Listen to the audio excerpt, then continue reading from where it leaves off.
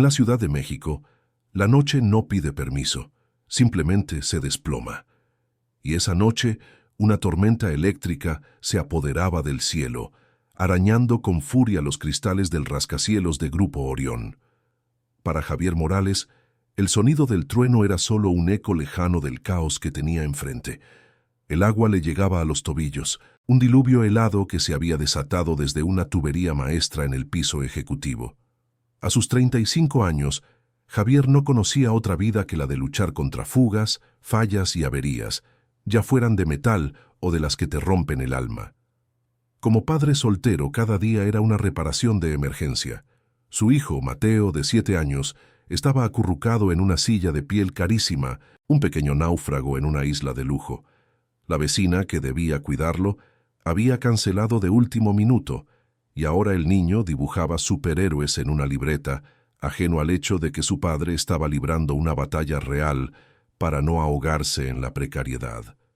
Vivían en Iztapalapa, a un mundo de distancia de las torres de cristal de Santa Fe, que Javier limpiaba y mantenía, pero cuyo interior nunca le pertenecería. Su vida era una cuenta que nunca cuadraba. La renta, las medicinas para el asma leve de Mateo, la comida que a veces se sentía más como un lujo que como un derecho. La madre de Mateo se había ido años atrás, buscando un futuro sin el peso de un esposo pobre y un hijo enfermo, dejando en Javier una cicatriz de desconfianza hacia todo lo que brillaba, hacia el dinero y el poder que, según él, corrompía el corazón. Y en la cima de esa torre, en el epicentro del poder, reinaba Isabela Garza.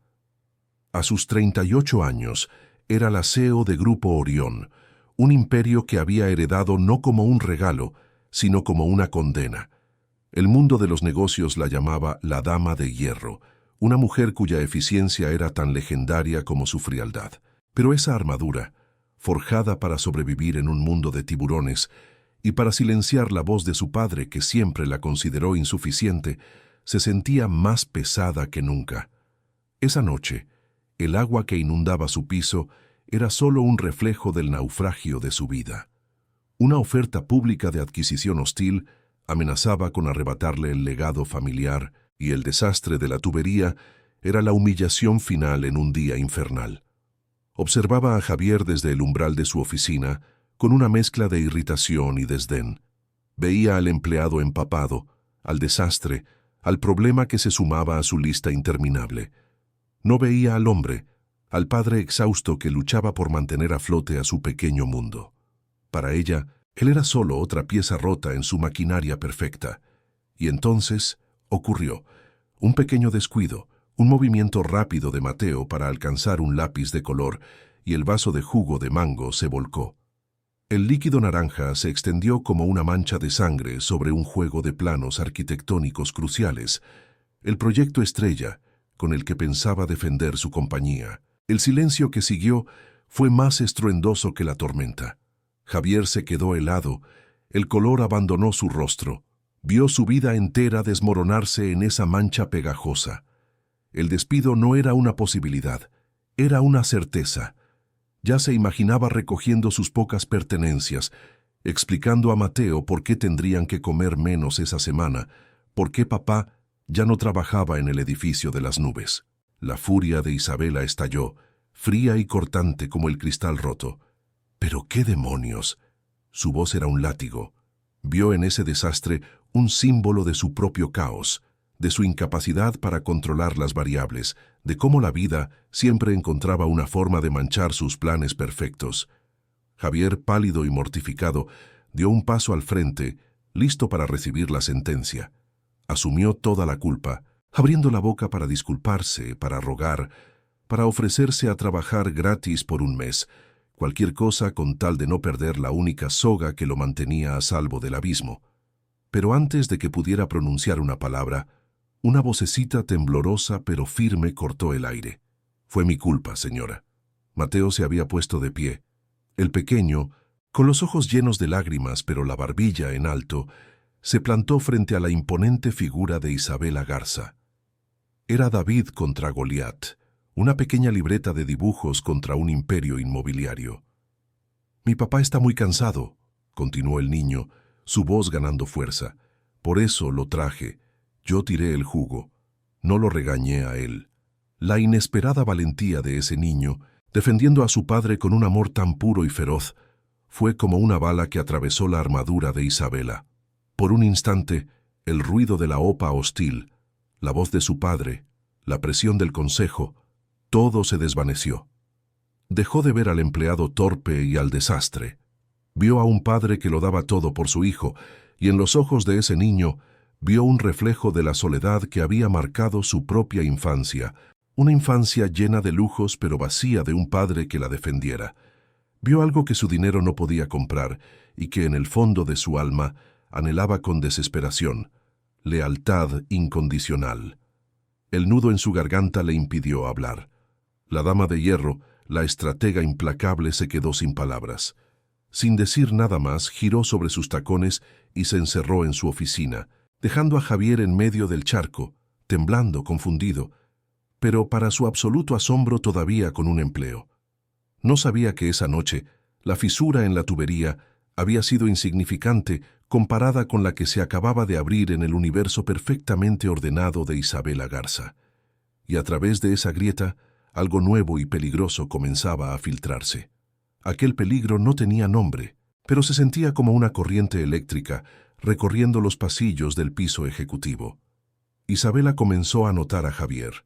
Ya no era el hombre invisible del overol azul, sino una anomalía en su sistema, una variable que no podía calcular.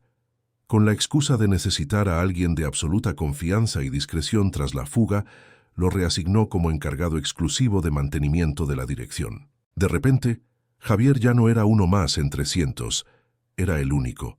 Su presencia se volvió constante, silenciosa, una sombra que se movía con una eficiencia que a Isabela le resultaba a la vez tranquilizadora e inquietante. Lo observaba a través de las cámaras de seguridad, una costumbre que se volvió casi una adicción. Lo veía hablar por teléfono y sabía, sin necesidad de oír, que al otro lado de la línea estaba Mateo.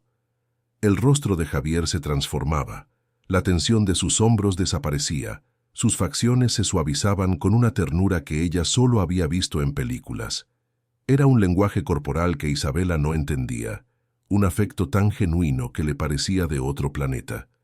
Para Javier esta nueva proximidad era una tortura. Sentía la mirada de la licenciada Garza como un reflector que magnificaba cada una de sus carencias. Su uniforme, aunque limpio, le parecía gastado. Sus botas de trabajo, toscas, su reloj, una imitación barata. Se sentía como un objeto de estudio, un espécimen de la clase trabajadora exhibido en el Museo de la Opulencia. El abismo entre ellos no era de pisos, era de universos enteros. Ella podía destruir su vida con un chasquido de dedos, y esa verdad pesaba en el aire cada vez que cruzaban miradas. Mientras esta extraña tensión crecía en las alturas de Grupo Orión, abajo, en el mundo real, las cosas empeoraban. Ricardo Arozamena, su exprometido y el tiburón que lideraba la OPA hostil, intensificó sus ataques. Ya no eran solo maniobras financieras, eran golpes bajos, personales. Filtraba rumores, sembraba discordia en el consejo, atacaba el legado de su padre sabiendo que era su punto más débil. Isabela pasaba las noches en vela, estudiando balances y proyecciones, sintiendo cómo el imperio se resquebrajaba bajo sus pies. Al mismo tiempo, una carta llegó al edificio de Javier en Iztapalapa, un papel con un lenguaje legal frío y despiadado que decía una sola cosa: desalojo. El edificio había sido vendido a una constructora que planeaba demolerlo para levantar un complejo de departamentos de lujo. La ironía era tan cruel que parecía una broma macabra. El proyecto, descubrió Javier tras investigar un poco, era financiado por una de las tantas subsidiarias de Grupo Orión. La misma empresa que le daba para comer era la que estaba a punto de dejarlo en la calle. ¿Qué le diría a Mateo? ¿Cómo le explicaría que los superhéroes que dibujaba no podían detener las excavadoras? Una tarde, la tormenta perfecta se desató. Isabela salió de una reunión del consejo directivo sintiéndose desollada. Ricardo la había humillado públicamente, usando información personal. insinuando que su reciente distracción emocional la hacía incapaz de liderar. Entró a su oficina, cerró la puerta y por primera vez en años, la armadura de la dama de hierro se hizo añicos. Se sentó en su silla de miles de dólares y lloró. No con sollozos ruidosos, sino con lágrimas silenciosas y amargas que rodaban por su rostro, un veneno que había contenido por demasiado tiempo. Javier estaba haciendo su ronda final. La vio a través del cristal de la puerta. Su primer instinto fue huir, fingir que no había visto nada. La privacidad de los poderosos era un campo minado, pero algo en la imagen de esa mujer, tan sola y rota en medio de tanto lujo, lo detuvo. No pensó, simplemente actuó. Fue a la pequeña cocineta del piso, preparó un té de manzanilla como el que le hacía a Mateo cuando tenía pesadillas, y lo dejó sobre una bandeja. Entró a la oficina sin hacer ruido, colocó la taza en una esquina del escritorio, lejos de los documentos importantes. Ella levantó la vista, sus ojos rojos y sorprendidos. «A veces un mal día es solo eso, licenciada», dijo él suavemente, sin atreverse a mirarla directamente, que antes de que ella pudiera responder, se retiró, cerrando la puerta tras de sí. Ese simple acto de humanidad, esa taza de té caliente ofrecida sin esperar nada a cambio, la conmovió más que cualquier joya o gesto grandilocuente que hubiera recibido en su vida. Era un ancla en medio de su naufragio. Días después, movida por ese recuerdo, Isabela investigó la situación de Javier. Cuando descubrió lo del desalojo y la implicación de su propia empresa, sintió una punzada de vergüenza. Su solución fue la de siempre: el dinero. Lo llamó a su oficina y sin rodeos le extendió un cheque. La cantidad haría que Javier no tuviera que preocuparse por la renta en años. Era una fortuna para él, pero para ella era calderilla. Javier miró el cheque, luego la miró a ella, y con una calma y una dignidad que la desarmaron por completo, lo empujó suavemente de vuelta sobre el escritorio. «Le agradezco el gesto, licenciada, de verdad, pero no puedo aceptarlo». Isabela frunció el ceño, confundida. «¿Por qué no? Resolvería tu problema». «No quiero su caridad», respondió él, su voz firme pero sin rastro de ofensa. «Quiero ganarme las cosas, como siempre he hecho. ¿Cómo le estoy enseñando a mi hijo a hacer?». Esa negativa fue un golpe para Isabela. Él no la veía como un cajero automático, no la veía como la CEO. En ese momento la vio como una persona y le estaba diciendo que su dignidad no tenía precio. El respeto que sintió por él en ese instante fue abrumador y aterrador. Y si te preguntas si tú hubieras aceptado ese dinero, piénsalo bien. ¿Qué vale más? ¿La seguridad inmediata o el respeto por uno mismo? Cuéntamelo en los comentarios porque yo en ese momento no supe qué pensar. Pero esa conexión, esa extraña y creciente intimidad, no pasó desapercibida. Ricardo Arosamena tenía ojos y oídos en todas partes. Cuando supo del inusual interés de la CEO por un simple empleado de mantenimiento, una sonrisa cruel se dibujó en su rostro. Vio la oportunidad perfecta, no solo para debilitarla profesionalmente, sino para destruirla moralmente. Contrató a un fotógrafo paparazzi y esperó. No tuvo que esperar mucho. Una tarde, Javier tuvo que quedarse hasta tarde para una reparación urgente. Isabela también se quedó. El aire en la oficina era denso, cargado con la electricidad de la tormenta de afuera y la tensión no verbal de adentro. Javier trabajaba concentrado en un panel eléctrico complejo que controlaba la climatización de la sala de servidores. Un fallo aquí podría costar millones. El sudor perlaba su frente. Isabela, desde su escritorio, fingía leer un informe, pero sus ojos no se despegaban de la espalda del hombre. Veía la determinación en la tensión de sus hombros, la honestidad en sus movimientos precisos. Era una integridad que el dinero no podía fabricar. Frustrado, Javier soltó un suspiro y se pasó una mano por el cabello. Un conector se resistía. Fue entonces cuando Isabela se levantó. Se acercó en silencio, sus tacones apenas un susurro sobre la alfombra. «Mi padre me obligó a aprender los planos de este edificio de memoria», dijo, su voz sorprendentemente suave. «Decía que un general debe conocer cada trinchera. Déjame ver». Javier se apartó, desconcertado. Ella se inclinó sobre el panel, su perfume caro mezclándose con el olor a ozono y a trabajo duro. Señaló un pequeño cable azul. Ese es el bypass. Si lo desconectas, liberas la tensión del principal. Estaban increíblemente cerca, sus cabezas casi juntas, sus hombros rozándose. En ese instante, Javier no vio al aseo, sino a una mujer inteligente y extrañamente solitaria.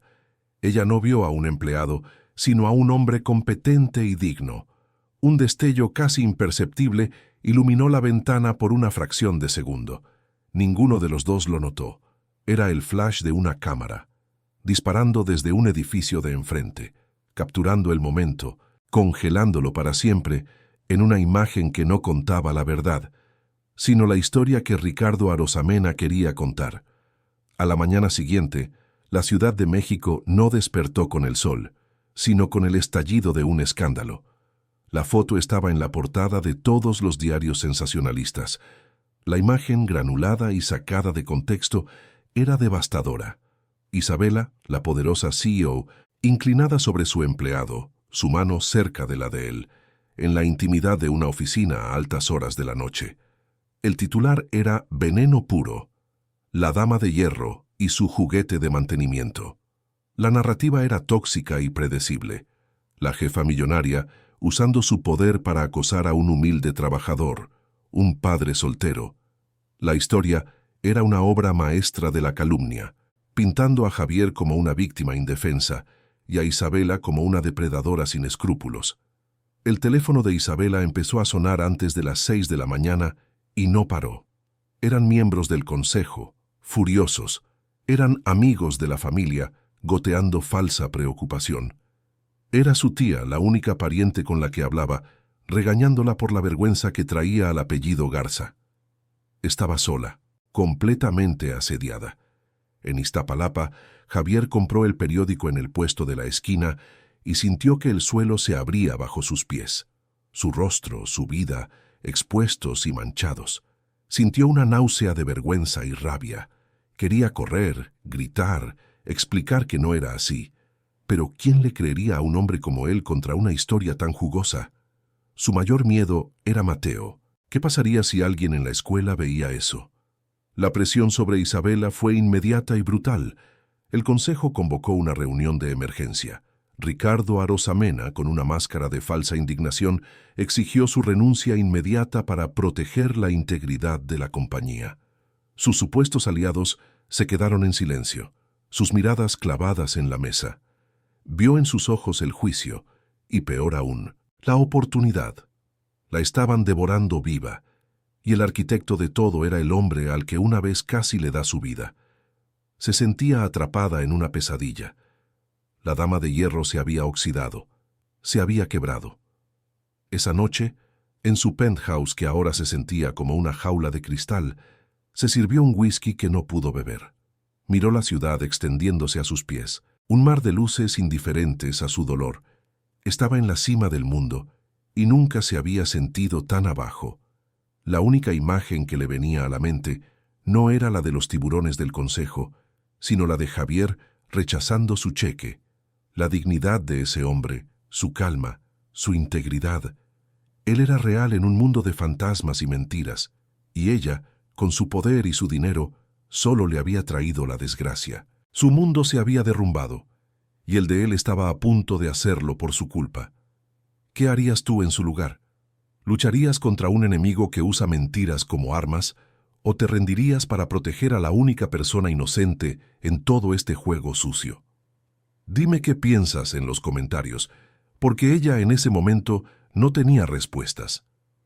En un impulso de desesperación, tomó una decisión irracional. Dejó el vaso de whisky, agarró las llaves de su auto y salió de su fortaleza de cristal sin mirar atrás.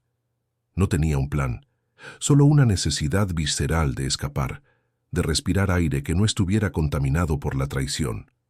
Conducía sin rumbo, las lágrimas finalmente desbordándose, empañando su visión tanto como la lluvia torrencial que azotaba el parabrisas. Su Mercedes-Benz, un símbolo de su estatus, se sentía como un ataúd rodante. Las luces de neón de Santa Fe se fueron desvaneciendo, reemplazadas por las luces más tenues y cálidas de los barrios populares. Sin saber cómo, sus manos giraron el volante hacia el único lugar que representaba algo auténtico en su vida reciente, hacia Iztapalapa. El lujoso auto alemán se veía absurdamente fuera de lugar en las calles estrechas y llenas de baches. La gente la miraba desde los portales, una aparición de otro mundo. Estacionó a una cuadra de la dirección que había memorizado del expediente de Javier. Se bajó del coche, sin paraguas, y dejó que la lluvia la empapara al instante. El agua fría era un shock, pero también una limpieza. Le arrancó el maquillaje caro, el peinado perfecto, la máscara de poder. Caminó por la acera rota, el agua calando hasta sus huesos, hasta que llegó a la modesta puerta de su edificio. Cuando Javier abrió, no vio a la licenciada Garza, la CEO de Grupo Orión. Vio a una mujer empapada, temblando con los ojos hinchados por el llanto y el rostro desnudo de toda arrogancia.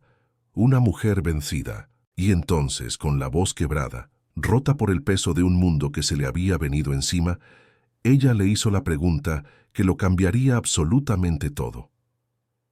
¿Puedo vivir contigo?, preguntó ella, y las palabras parecieron disolverse en la lluvia y el silencio. Javier se quedó inmóvil, con la mano en el pomo de la puerta, sintiendo el frío del metal contra su piel. Por un instante, su mente se quedó en blanco. Era la pregunta más absurda, más imposible que había escuchado en su vida. La mujer que controlaba un imperio, la que vivía en una torre que arañaba el cielo, pidiéndole refugio en su pequeño departamento de Iztapalapa, un lugar que ella probablemente ni siquiera sabía que existía en el mapa. Pero al verla allí, despojada de todo su poder, temblando no solo de frío sino de una derrota profunda, Javier no vio al aseo, vio a la mujer a la que le había preparado un té de manzanilla, vio el mismo desamparo que sentía él cada vez que Mateo tosía un poco más fuerte de lo normal. Sin decir una palabra, se hizo a un lado y le abrió la puerta por completo. Era una invitación a entrar no solo a su casa, sino a su vida. El interior era un mundo en miniatura, cálido y olía a café de olla y a la ropa limpia de Mateo. Isabela entró, dejando un rastro de agua de lluvia y de Chanel número 5 sobre el humilde linóleo. Se sentía como un gigante en una casa de muñecas. Todo era pequeño, ordenado, pero lleno de vida. Vio los dibujos de superhéroes de Mateo pegados en el refrigerador, un par de tenis gastados junto a la puerta, una cobija tejida a mano sobre el sofá. Era un hogar, un concepto que para ella era tan abstracto como la paz interior. Javier cerró la puerta, y el rugido de la tormenta se convirtió en un murmullo lejano. Mateo dormía en su pequeña habitación, ajeno a la colisión de universos que estaba ocurriendo en su sala. Javier le trajo una toalla y una camiseta vieja suya. «No es mucho, pero está seco», dijo, su voz ronca. Ella se quitó el saco empapado, una prenda que costaba más que la renta de Javier de todo un año, y lo dejó en una silla como si fuera un trapo sin valor. Se envolvió en la toalla, se puso la camiseta que le quedaba enorme, y por primera vez en su vida se sintió anónima. Se sentó en el borde del sofá con la mirada perdida. Javier la observó en silencio. Vio el miedo, el agotamiento, la humillación, y sintió una extraña punzada de protección hacia esa mujer que, horas antes, tenía el poder de aniquilarlo. «Puedes quedarte», dijo él finalmente, y ella levantó la vista, sus ojos llenos de una gratitud tan cruda que lo golpeó. Pero él no había terminado. Se acercó y se sentó en la mesita de centro, frente a ella, para que estuvieran al mismo nivel. «Puedes quedarte, Isabela», repitió, usando su nombre de pila por primera vez, y el sonido fue como una pequeña descarga eléctrica entre ellos. Pero con una condición. Ella se tensó. Esperaba la demanda. Dinero. Un contrato. Información confidencial sobre Ricardo. Algo que le diera a él una ventaja, un precio por su silencio y su refugio. Estaba lista para negociar, para pagar. Era el lenguaje que entendía. Pero la condición de Javier no tenía nada que ver con el dinero o el poder que ella manejaba. «Aquí adentro», continuó él, su voz tranquila pero inquebrantable, «no eres la jefa. Aquí no existe Grupo Orión, ni la licenciada Garza. Aquí solo somos dos personas. Y hizo una pausa.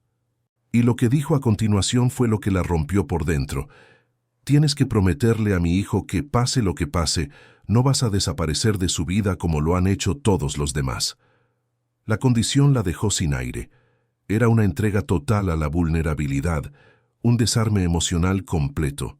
No ser la jefa era una cosa, pero hacerle una promesa a un niño, a su niño, eso tocaba la herida más profunda de su alma. La promesa que ella no pudo cumplir para su propio hijo nonato. La promesa que nadie nunca le hizo a ella. Era más aterrador que cualquier junta de accionistas, más arriesgado que cualquier OPA hostil. Era un contrato firmado con el corazón, y ella no sabía si el suyo todavía funcionaba. ¿Qué harías tú en su lugar? ¿Aceptarías una condición que te obliga a destruir la única identidad que conoces para encontrar algo real?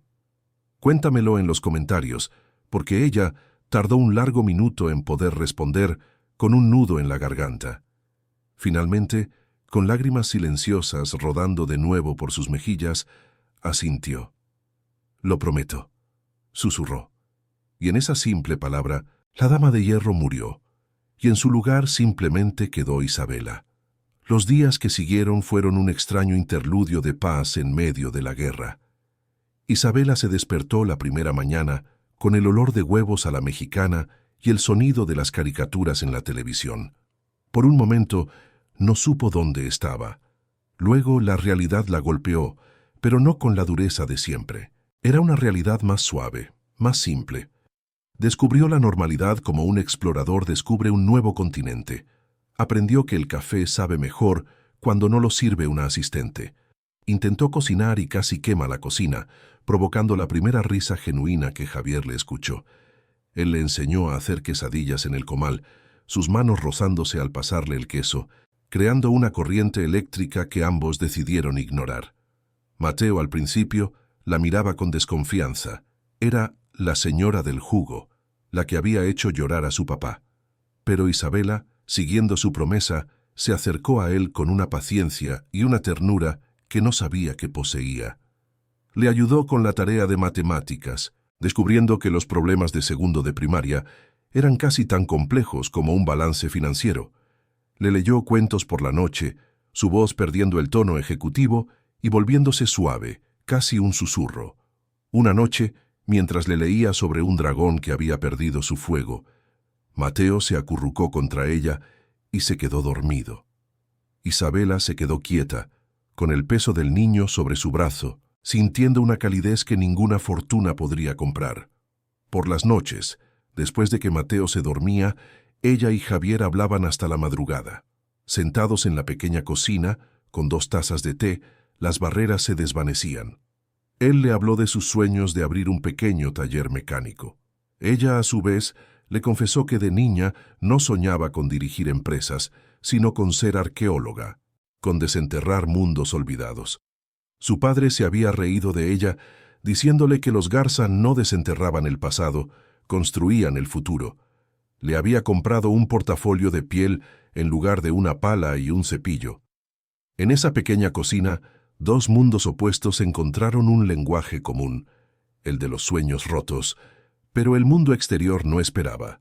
La paz era un espejismo, una burbuja frágil que estaba a punto de reventar. Una mañana, la noticia apareció en el pequeño televisor de la sala mientras Mateo veía las caricaturas. Un reportero, con el rascacielos de Grupo Orión de fondo, anunció que la votación final del Consejo para destituir a Isabela Garza se llevaría a cabo en 48 horas. La cara de Isabela se transformó. El color huyó de sus mejillas, y la dama de hierro, o lo que quedaba de ella, regresó como un fantasma a sus ojos. La realidad la golpeó con la fuerza de un tren. Había estado jugando a la casita, mientras su imperio, su legado, su vida entera, estaba a punto de ser entregada a su peor enemigo. Esa noche, la conversación no fue sobre sueños, sino sobre pesadillas. «Voy a perder, Javier», dijo ella, con la voz vacía de toda emoción. «No tengo los votos. Ricardo los compró a todos. Es el fin». Estaba resignada, lista para rendirse. Había probado la paz en ese pequeño departamento y una parte de ella, una parte cansada y herida, solo quería que todo terminara. Quería quedarse allí haciendo quesadillas y leyendo cuentos de dragones. Javier la miró y por primera vez sintió una rabia fría. No hacia ella, sino hacia el mundo que la había quebrado. No, dijo con una firmeza que la sorprendió. Usted no se rinde. La mujer que vi enfrentar a todo un consejo no tira la toalla así como así. Esa mujer ya no existe, susurró ella. Claro que existe, insistió él inclinándose hacia ella. Solo está escondida, pero yo la he visto. Y entonces su mente empezó a trabajar a toda velocidad, buscando, conectando puntos. La imagen de Ricardo Arosamena le vino a la mente, no la de los periódicos, sino una que él mismo había visto. «Espera un momento», dijo, sus ojos enfocándose en un punto lejano.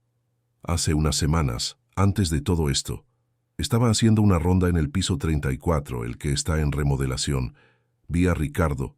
Estaba reunido con alguien, a escondidas. Pensé que era raro, pero no le di importancia.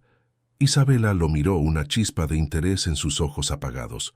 ¿Con quién? Javier cerró los ojos, reconstruyendo la escena. Con Francisco Valdivia, el miembro más antiguo del Consejo, el que siempre se opuso a que usted tomara el control. El nombre fue como una descarga eléctrica para Isabela. Valdivia era el voto decisivo, el hombre que se presentaba como el guardián moral de la empresa. Si Ricardo lo tenía en el bolsillo, todo estaba perdido. Deben haber llegado a un acuerdo, murmuró ella, la maquinaria de su mente volviendo a funcionar. Pero necesitaríamos pruebas, y no las tenemos. El silencio se instaló entre ellos pesado y denso, y fue entonces cuando Javier recordó otro detalle. La oficina de Valdivia estaba justo al lado de la sala de juntas del piso 34, y él, como encargado de mantenimiento, conocía cada rincón de ese edificio. Conocía los horarios de limpieza, las rutas de seguridad, y lo más importante, conocía el sistema de reciclaje. Sabía que los documentos confidenciales triturados se recogían los martes, pero el reciclaje general de las oficinas, los papeles que se tiran sin pensar, se quedaban en un contenedor en el sótano hasta el viernes, y era jueves. Tal vez sí las tengamos, dijo Javier, poniéndose de pie. Su decisión estaba tomada. Isabela lo miró confundida. ¿Qué vas a hacer? Voy a entrar al edificio. Conozco la oficina de Valdivia. La gente como él es arrogante. A veces tiran cosas que no deberían. El miedo se apoderó de Isabela. No, es demasiado arriesgado. Si te atrapan, te acusarán de espionaje industrial, de robo. Te van a destruir, Javier. No puedo pedirte eso. Él se agachó frente a ella y por primera vez tomó su mano. Era un gesto audaz que cruzaba todas las fronteras que aún quedaban entre ellos. Tú no me lo estás pidiendo, dijo, su mirada intensa y segura. Yo lo estoy ofreciendo. Me diste un refugio cuando el mundo se me caía encima. Déjame ser el tuyo ahora. Si alguna vez has estado en una encrucijada donde la única salida es confiar ciegamente en alguien, sabes el terror y la esperanza que sintió Isabela en ese momento. ¿Hubieras dejado que él arriesgara su libertad por ti? Dímelo en los comentarios, porque esta es una de esas decisiones que marcan una vida. Al amparo de la madrugada, Javier usó su vieja tarjeta de acceso de mantenimiento, rezando para que aún no la hubieran desactivado. Funcionó. Se movió por los pasillos oscuros y silenciosos del rascacielos como un fantasma, su corazón latiendo con fuerza contra sus costillas. Llegó al sótano, al área de reciclaje. El olor a papel viejo y a productos de limpieza llenaba el aire. Encontró el contenedor del piso 34 y, sin dudarlo, se metió dentro. Rebuscó entre cientos de papeles, informes y memorandos sin importancia, hasta que sus dedos tocaron un fajo de hojas arrugadas.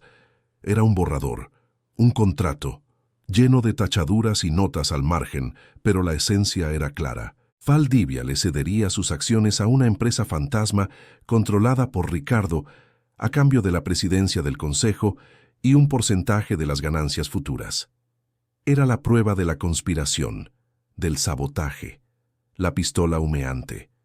Regresó al departamento justo antes del amanecer, sucio y agotado, pero con un brillo triunfal en los ojos. Le entregó los papeles a Isabela. Ella los leyó, sus manos temblando. La esperanza, una emoción que había creído perdida para siempre, inundó su ser. Pero no era solo esperanza, era algo más. Era admiración por el hombre que tenía delante, el padre pobre que había demostrado tener más valor y lealtad que todos los millonarios que ella conocía. «Solo hay una persona en el consejo en la que puedo confiar», dijo Isabela, su voz ahora firme, la de una generala planeando su contraataque. «Elena Rojas. Fue la mano derecha de mi padre y aunque no me quiere, odia a los traidores más que a nada». Elena Rojas era una mujer tallada en la misma madera dura y vieja que el escritorio de su padre. Isabela la llamó y en lugar de pedirle una reunión en la oficina, le suplicó que la recibiera en su casa. Condujo hasta una vieja casona en la colonia del Valle, un lugar que el tiempo parecía haber olvidado. Elena la recibió en un estudio lleno de libros y recuerdos, con el retrato del padre de Isabela observándolas desde la pared. Isabela no intentó usar su autoridad. Puso los papeles arrugados sobre la mesa de centro y le contó todo. No solo la conspiración de Ricardo, sino también su miedo, su soledad y el hombre que había arriesgado todo por ella. Habló de Javier y Mateo y de cómo en un pequeño departamento en Iztapalapa había encontrado más humanidad que en toda su vida en las altas esferas. Elena la escuchó en silencio.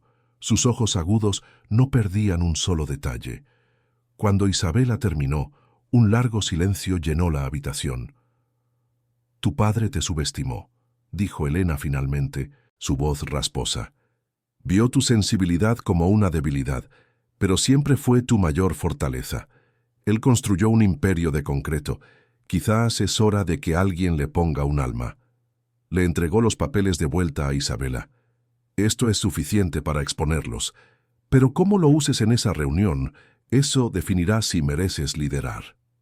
El día de la votación, la sala de juntas de Grupo Orión era un coliseo moderno. Los miembros del consejo eran los senadores, y ella, la gladiadora a punto de ser sentada al pulgar del emperador. Ricardo Arosamena sonreía, una sonrisa de tiburón que saboreaba la sangre. Francisco Valdivia se mostraba solemne, el perfecto actor de la moralidad ofendida. Cuando le dieron la palabra a Isabela, todos esperaban una defensa desesperada, una súplica. Ella se puso de pie, pero no miró los papeles que tenía en la mano. Miró a cada uno de los miembros del consejo a los ojos. «Durante años he intentado ser la líder que mi padre quería que fuera», comenzó, su voz clara y firme, sin rastro de la mujer rota de hacía unos días. «Una dama de hierro, eficiente, implacable, rentable, y en el proceso me convertí en una extraña para mí misma. He cometido errores, he sido ciega a las personas que construyen esta empresa cada día con sus manos». Ricardo se removió en su asiento, impaciente. Esto no era lo que esperaba. «El escándalo que se ha fabricado en mi contra», continuó Isabela, «tenía como objetivo mostrarme como alguien sin moral, pero irónicamente me ha obligado a encontrar la mía. Me ha hecho ver que nuestro mayor activo no son los edificios que construimos, sino las vidas que tocamos». Su mirada se endureció. «Por eso, mi primera decisión como líder, independientemente del resultado de esta votación, es anunciar la cancelación inmediata del proyecto de desarrollo de lujo en Iztapalapa». Un murmullo recorrió la sala. Valdivia palideció. Ese proyecto era la clave de su acuerdo con Ricardo. «En su lugar», anunció Isabela, «Grupo Orión creará un fondo de vivienda para sus empleados, ofreciendo créditos justos para que puedan tener un hogar digno. Porque esta empresa construirá hogares, no solo edificios». La sala estaba en silencio. Isabela había cambiado las reglas del juego. No estaba luchando por su puesto, estaba luchando por el alma de la compañía. «Ahora», dijo, su voz bajando a un tono gélido mientras finalmente levantaba los papeles que Javier había encontrado. «Hablemos de la verdadera falta de moral». Y entonces leyó. Expuso el contrato, las fechas, las cuentas, la traición. La sonrisa de Ricardo se desvaneció, reemplazada por una máscara de pánico. Valdivia se hundió en su silla, su rostro del color de la ceniza. La dama de hierro no había muerto, se había transformado. Ya no era de hierro frío y quebradizo, sino de un acero forjado en el fuego de la humildad y la integridad. La votación fue un mero formalismo. Ganó no solo su puesto, sino el respeto de aquellos que antes solo la temían. Semanas después, la tormenta había pasado. Ricardo Arosamena y Francisco Valdivia enfrentaban cargos por fraude, sus carreras destruidas. Grupo Orión estaba en las noticias, pero esta vez por sus innovadoras políticas sociales. Isabela condujo, no su Mercedes, sino un auto más discreto. No se dirigió a Iztapalapa, sino a una pequeña y ordenada colonia de clase trabajadora. Se detuvo frente a una casa recién pintada con un pequeño jardín donde crecían unas cuantas flores. Javier abrió la puerta. Ya no llevaba su uniforme de mantenimiento. Llevaba una camiseta y unos jeans, y una sonrisa que iluminaba todo su rostro. «Pasa, estás a tiempo para la cena», le dijo. La casa no era una mansión, pero era un hogar, digno, limpio y, lo más importante, suyo. Lo estaba pagando mes a mes con el primer crédito del nuevo programa de la empresa, un programa que él mismo ayudó a diseñar con su perspectiva desde abajo. Isabela entró y vio a Mateo en el suelo de la sala, construyendo una torre con bloques de madera. Ella se quitó los zapatos, dejó su bolso y sin dudarlo se sentó en el suelo junto a él.